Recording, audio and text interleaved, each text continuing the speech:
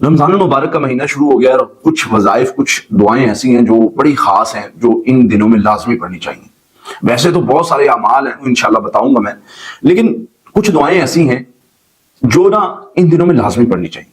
ایک دعا وہ اس لیے پڑھنی چاہیے تاکہ ہمیں اللہ تعالیٰ نے یہ جو توفیق دی ہے نا نیکی پہ چلنے کی, خیر کے کام کرنے کی توفیق دی ہے, روزہ رکھنے کی توفیق دی, قیام کرنے کی توفیق دی, قرآن پاک کی تلاوت کرنے کی توفیق دی, اللہ اس پر ہمیں قائم رکھے.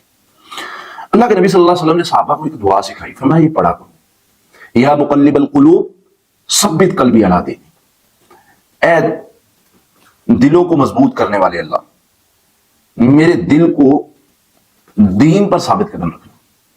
صحابہ نے کہا حضور کیا ابھی بھی کوئی پھر سکتا ہے؟ فرمایا نہیں, بات وہ نہیں ہے, بات ہے استقامت مانگنے کی. بات یہ ہے کہ اللہ کے انگلیوں میں پوری کائنات کے, اللہ کے ہاتھ میں پوری کائنات کے دل ہیں, وہ جب جس کو جدھر چاہے پھیر دے. اور دوسری دعا, یا مصرف القلوب صرف قلبی علی اطاعتک, اے دلوں کو پھیرنے والے اللہ میرے دل کو اپنی اطاعت کی طرف پھیر لے. مجھے کوشش کر کے جو آنا پڑتا ہے, جو مجھے میرے اندر جو ہڈلز آتی ہیں تیری بندگی کرنے کی طرف, ان میں جو ہڈلز آ رہی ہیں, جو سستیاں آ رہی ہیں, جو کاہلیاں آ رہی ہیں, جو مسائل آ رہے ہیں, اللہ ان کا کوئی حل کر دے. جب اس طریقے سے ہم چلیں گے نا تو پھر رزلٹ کو چھوڑ نکلے گا.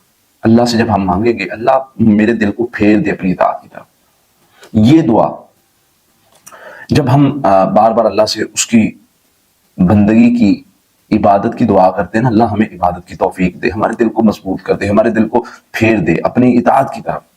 یقین کریں پھر میرا اللہ توفیق دیتا ہے. اکثر میرے استاد فرمایا کرتے تھے, کہتے پتر لا حول ولا قوت الا باللہ لازم پڑھا. اس کا مفہوم کیا ہے؟ لفظی معنی اور چیز ہے, مفہوم جو میں سمجھانا چاہ رہا ہوں کہ اللہ میرے اندر کوئی کام کرنے کی طاقت نہیں ہے, خیر بھی تیرے مدد سے, شر سے بچنا بھی تیری مدد سے, نیکی بھی تیری مدد سے, گناہ سے بچنا بھی تیری مدد سے. تو جب ہم اللہ سے مانگیں گے کہ اللہ مجھے اس چیز سے بچا لے اور اس کام میں لگا دے, میں نہیں کر سکتا, یقین کریں اللہ کی توفیق ہوگی, ہمارے دل بدل جائیں گے, نیکی کے ساتھ جڑ جائیں گے. اور جب ہمارے دل نیکی کے ساتھ جڑیں گے پھر وہ جو اللہ تعالیٰ نے سکینت اتارنی ہے, سکون اتارنا ہے, برکات اتارنی ہے, وہ شر سے بچنے کی ہمارے لیے حفاظت اتارنی ہے, وہ ساری چیزیں ہمیں مل جائیں گی. ذکر کے ساتھ جڑنے کی ضرورت ہے, دعاؤں کے ذریعے اللہ سے مدد مانگنے کی ضرورت ہے, اور رزلٹ جو ملے گا آپ حیران رہ جائیں گے. اس لیے دعاؤں کے ذریعے اللہ سے مدد مانگے, اللہ تعالیٰ کی مدد بہت قریب ہے. اللہ سے دعا اللہ تعالیٰ ہمیں سمجھنے کے عمل کرنے کی توفیق عطا فرمائے.